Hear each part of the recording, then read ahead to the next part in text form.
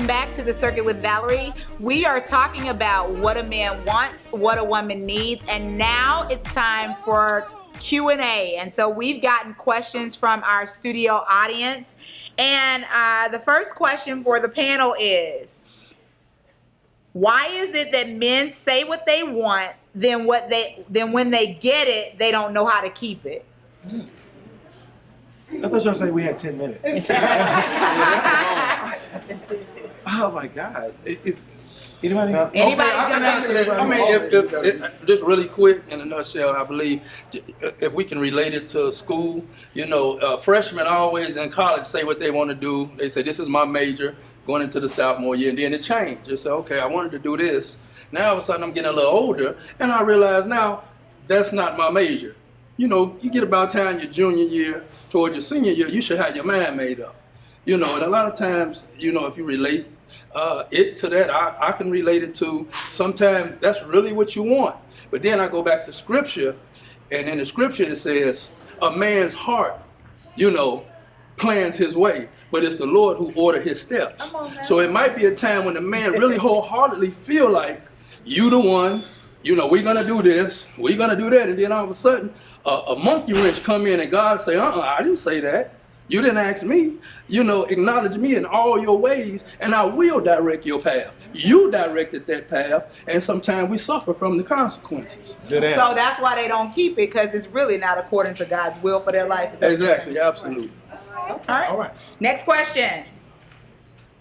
As a partner, wife, or significant other, can you grow a man into his full potential? No.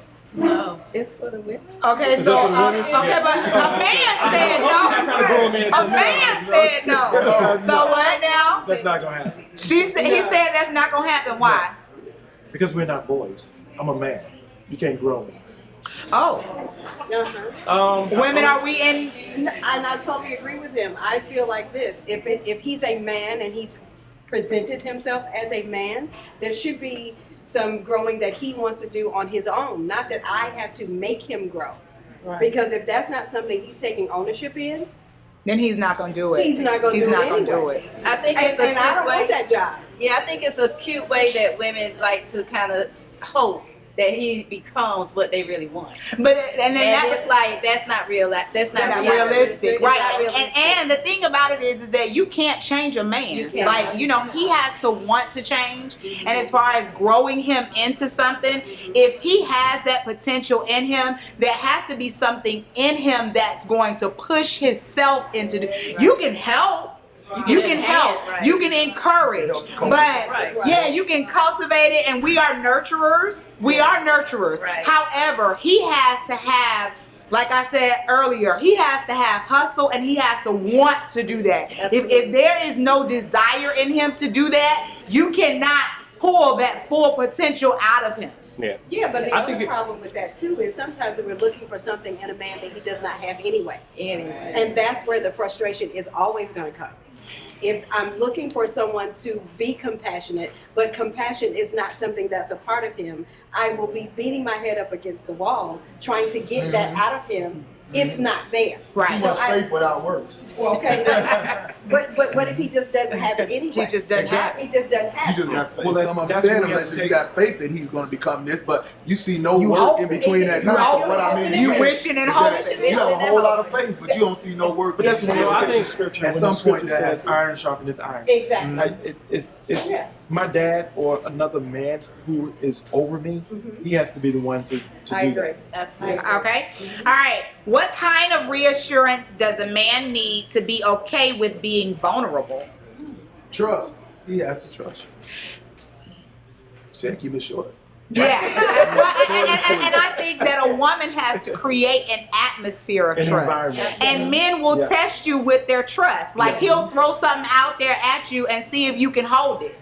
Or are you going to go run tell everybody, you know, and run your mouth? Yep. And then he realized, you know what, I can't trust her, so I'm not about to tell her nothing else. Right. A I'm woman not still about- relying on her friends to cultivate you all relationship. Right. Yeah, or you're going to throw it back in his face when he gives you something like that. Right. And then the How minute you that a handle it. situation happens, are we going to then go back and say, well, you said, and that's not fair to the man. because Absolutely. You've been vulnerable, and now mushed it back in his face. And not only that, that emasculates a man. And that is like one of my pet peeves. Never emasculate a man. I don't care what your situation is, all this, and you wonder why he with a white woman. Okay, I'm gonna leave that alone. Great host.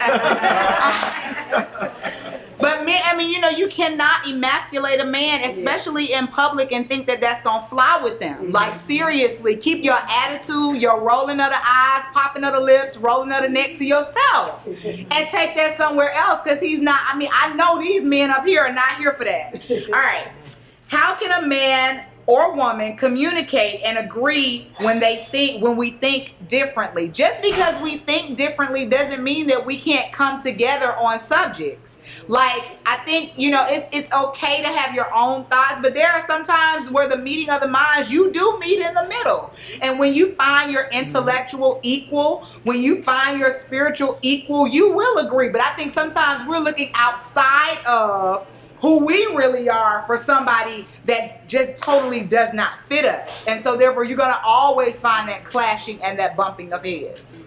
Okay. Am I answering all these questions? Pretty much. It's good though. What are the different ways that men pursue women? I can't answer that question. Me, I'm out of the game, so good. I mean, that's based on the value we perceive of the woman that we would like to entertain, date. And everything comes down to a value system, and this comes through communication, conversation. It's simple as that. Everybody had to be open to have this serious dialogue. And nowadays, from black men, nobody talks. And the thing is, because sometimes nobody wants the real answer. But if you get a feeling like that, you have to talk. When women are saying, you know, men don't talk. Men talk, you just ain't listening. You're really not listening. But that man is talking. If you got a man that you feel don't talk, you need to find out what's going on, because your investment is not secure at that point. And I don't care, I'm a man, I got men friends, but men, they might say, yeah, what's up? What does that mean? What does that really mean? You don't know what that means. So everybody's not in a position that they're really looking for a relationship. That's the bottom line. We get done at the end of the day. Some people just ain't looking for a relationship, because the qualifications and the things that has to come with you trying to engage with another person, it's going to be a lot more to it than the physical thing. So until you start asking them questions, talking to an individual, you're really not going to put yourself in a position for a relationship to be sustainable. You have to really be at a point where you want it to happen, as well as that man. What are the signs that a man is truly into you for who you are? Whoa. Wow. I would say he listens to you. He pursues you in a way where he wants to get past the fluff, past the how you look and all the cute stuff, and he really want to know what makes you think, what makes you tick. I mean, what are you thinking about? What makes you happy? What makes you unhappy? When they start that conversation go beyond just the, oh, you cute today, you fine, you know, and all that stuff, and they're like, so how was your day today? Tell me about it. So what makes you happy? When it starts going beyond the fluff and the stuff that's superficial, yep. That's when I feel is a sign that, okay, he really wants to get to know me, as we were saying in the back, not just the idea of me. Mm-hmm. And there's a difference. There is a difference. And I think too, when men start investing, men don't invest everywhere. Right. They don't invest their time. They don't invest their finances. Right. Men do not just haphazardly invest. So when a man starts investing his words, because you have to listen to what a man says, like Joshua said, when men do talk, when men start investing their words, when they start investing their time, when they start investing their resources, they're interested on some level. When a man sits you down and have that conversation, believe, because that's the toughest conversation for a man to have, and he feels like it moves him to a point of vulnerability when he really sits you down and say, hey, I want to have an exclusive relationship. Do you think we can do it this way? How do you think we can move forward? You know, you could be a woman with children. That's a conversation you really got to have. You could be a woman with children. All that matters. You can't just move forward in a relationship and act as if you don't have children. For the women that do, that means something. You dating this man, you're not thinking nothing about the fact that you're a mother, you know, and you just moving forward based on what your individual likes are. But when you have children, that matters. All that, hey, I don't need a man, I got children. But men, look at that. They calculating financially, regardless if you say you ain't got to take care of my children, time is up. Men are looking at the full scope of everything that you come with. Before he gets to that point, he can sit you down and figure out, how can we move forward? When you have that conversation with a man, you really have broken through, and now you're really ready to go somewhere at that point. Because now he's telling you, I'm ready to be accountable. Okay. And I want to add to that when we are getting to know a woman, the woman has to be open to that. So if we're asking questions, if we're trying to find out different things, even if some cases we're giving our opinion on some things, you may be offended by the opinion. It's like we're still trying to get to know who you are and see what's really under there. Important. Yeah. Okay. Next question. Do you feel like women sacrifice more in relationships? If so, why? Yes. I think we do because women are nurturers just by our sheer makeup. And I think and not to say that, right or wrong or indifferent, but I think a lot of times that nurturing sense of ours gets started way before time. And I think we go into everything just a little bit differently than men. I think we do. And I think that it's a good thing, though, that we are nurturers, that we are, because what we're also trying to do is we're trying to create this space for you then to join, when you're ready to join in. And then I think we can then really kind of marry like the relationship itself. And so I do feel like we do invest more.